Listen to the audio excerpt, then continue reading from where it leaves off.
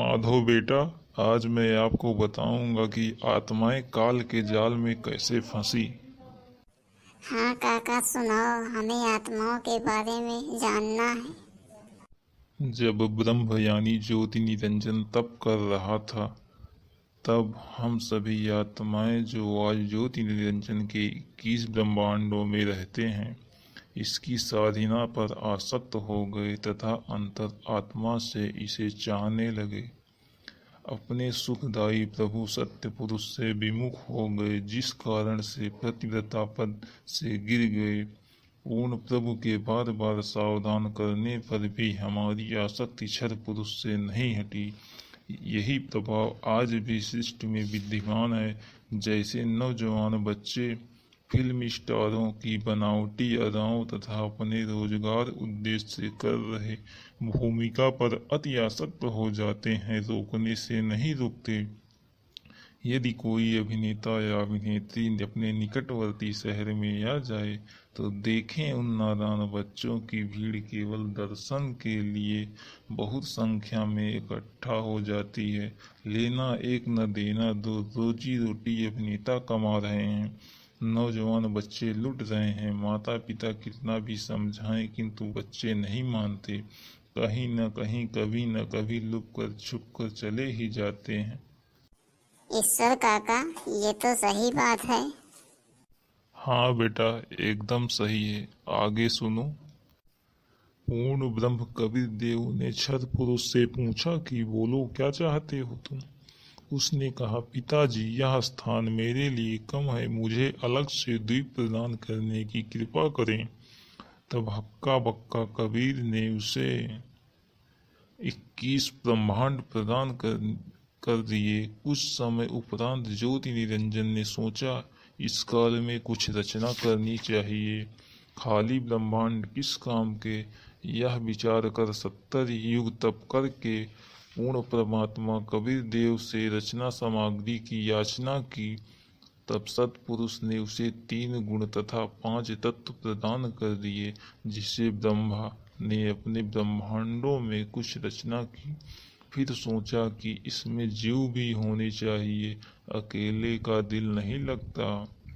यह विचार करके 64 युग तक फिर तप किया। फिर पूर्ण कबीर देव के पूछने पर बताया कि मुझे कुछ आत्मा दे दो, मेरा अकेले का दिल नहीं लग रहा है। तब सत्पुरुष कबीरग्नि ने कहा कि ब्रह्म, तेरे तप के प्रतिफल में मैं तुझे और ब्रह्मांड दे सकता हूँ, परंतु मेरी आत्माओं को किसी भी जप तप साधना के फल रूप में नहीं दे सकता। हाँ, यदि कोई स्वेच्छा से तेरे साथ जाना चाहे तो वह जा सकता है। युवा कबीर के वचन सुनकर ज्योति निरंजन हमारे पास आया। हम सभी हंस आत्मा पहले से ही उस पर आसक्त थे। हम उसे चारों तरफ से घेर कर खड़े हो गए। ज्योति निरंजन ने कहा कि मैंने पिताजी से अलग 21 ब्रह्मांड प्राप्त किए हैं। वहाँ नाना प्रकार के रमणीय स्थल बनाए गए हैं। क्या आप मेरे साथ चलोगे। हम सभी हंसों ने, जो आज 21 ब्रह्मांडों में परेशान हैं, कहा कि हम तैयार हैं। यदि पिताजी आज्ञा दें। तब क्षर पुरुष पूर्ण ब्रह्म महान कबीर के पास गया तथा सर्ववार्ता कही। तब कबीराग्नि ने कहा कि मेरे सामने स्वीकृति देने वाले को आज्ञा दूंगा। क्षर पुरुष तथा परम अक्षर पुरुष दोनों हम सभी हंस आत्माओं के पास गए।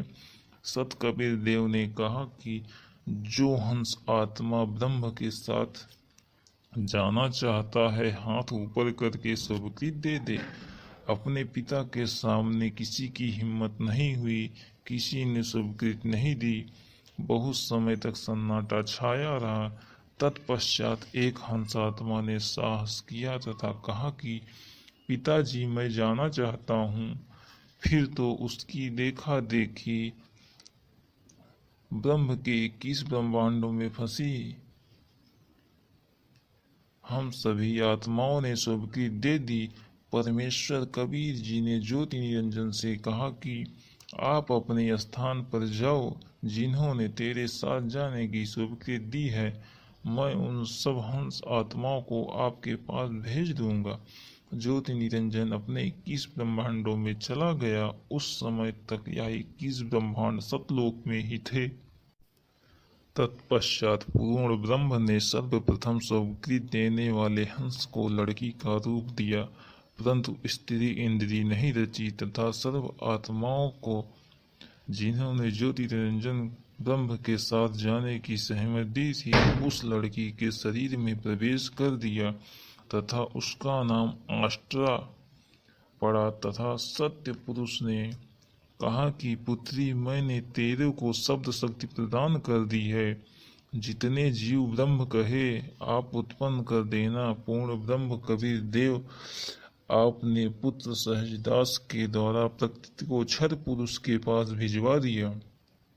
सहजदास जी ने ज्योति निरंजन को बताया कि पिताजी, इस बहन के शरीर में उन सर्व आत्माओं को प्रवेश कर दिया है जिन्होंने आपके साथ जाने की सहमति व्यक्त की थी तथा इसको पिताजी ने वचन शक्ति प्रदान की है। आप जितने जीव चाहोगे प्रकृति अपने शब्द से उत्पन्न कर देगी। यह कहकर सहजदास वापिस अपने द्वीप में आ गया। युवा होने के कारण लड़की का रंग रूप निखरा हुआ था। ब्रह्मा के अंदर विषय वासना उत्पन्न हो गई तथा प्रकृति देवी के साथ अभद्र गतिविधि प्रारंभ की। तब दुर्गा ने कहा कि ज्योति निरंजना, मेरे पास पिताजी की प्रदान की हुई शब्द शक्ति है। आप जितने वाणी कहोगे मैं वचन से उत्पन्न कर दूंगी। आप मैथुन परंपरा शुरू मत करो। आप भी उसी पिता के शब्द से अंडे से उत्पन्न हुए हो तथा मैं भी उसी परम पिता के वचन से ही बाद में उत्पन्न हुई हूँ। आप मेरे बड़े भाई हो। बड़े बहन भाई का यह योग महापाप का कारण बनेगा। परंतु ज्योति निरंजन ने प्रकृति देवी की एक भी प्रार्थना नहीं सुनी तथा अपनी शब्द शक्ति द्वारा नाखूनों से स्त्री इंद्र प्रकृति को लगा दी। तब बलात्कार करने की ठानी। उसी समय दुर्गा ने अपनी इज्जत रक्षा के लिए कोई और चारा न देख सूक्ष्म रूप बनाया तथा ज्योति निरंजन के खुले मुख के द्वारा पेट में प्रवेश करके पूर्ण ब्रह्म कबीर देव से अपनी रक्षा के लिए याचना की। उसी समय कबीर देव अपने पुत्र योग सतायन अर्थात जोगजीत का रूप बनाकर वहां प्रकट हुए तथा कन्या को ब्रह्म के उदर से बाहर निकाला तथा कहा कि ज्योति निरंजन, आज से तेरा नाम काल होगा। तेरे जन्म मृत्यु होते रहेंगे, इसलिए तेरा नाम क्षर पुरुष होगा तथा 1,00,000 मानव शरीरधारी प्राणियों को प्रतिदिन खाया करेगा। वह 1,25,00,000 उत्पन्न किया करेगा। आप दोनों को 21 ब्रह्मांड सहित निष्कासित किया जाता है। इतना कहते ही 21 ब्रह्मांड विमान की तरह चल पड़े। सहजदास के द्वीप के पास से होते हुए सतलोक से 16 शंख कोश की दूरी आकर रुक गए। ईश्वर काका, आपने बहुत ही ज्ञान की बातें बताई। इससे मुझे बहुत कुछ सीखने को मिला है। हाँ बेटा, अब आगे की कहानी मैं कल बताऊंगा। फिर कल मिलते हैं।